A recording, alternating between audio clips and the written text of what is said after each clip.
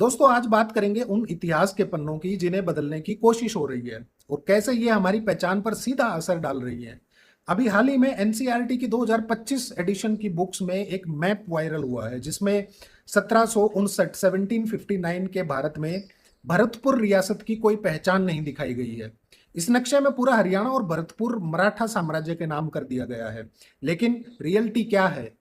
सच्चाई ये है कि हरियाणा कभी भी मराठा साम्राज्य का हिस्सा नहीं रहा है, बल्कि 1755 से लेकर 1763 तक महाराजा सूरजमल ने भरतपुर जाट रियासत को लीड किया और वो सिर्फ भरतपुर नहीं बल्कि पूरे भारत के स्वाभिमान की मिसाल है। 1761 में पानीपत की तीसरी लड़ाई अहमद शाह अब्दाली के खिलाफ लड़ी गई थी। उस समय महाराजा सूरजमल ने मराठाओं की न सिर्फ मदद की बल्कि हार के बाद उन्हें पनाह भी दी थी।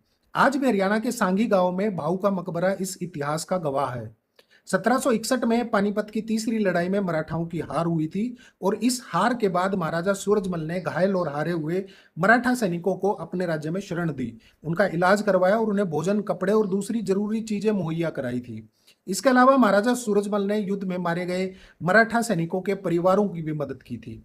इंडिपेंडेंस के बाद 1948 में सरदार पटेल की मौजूदगी में महाराजा ब्रजेंद्र सिंह ने साफ शर्त रखी थी कि भरतपुर को राजस्थान में शामिल किया जाएगा, ना कि उत्तर प्रदेश में। अब सवाल यह है कि जब फैक्ट्स इतने क्लियर हैं तो भरतपुर जाट रियासत को इतिहास के नक्शे से गायब क्यों किया गया है?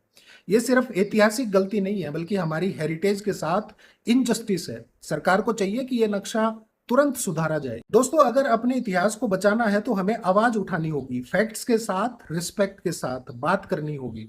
नमस्कार।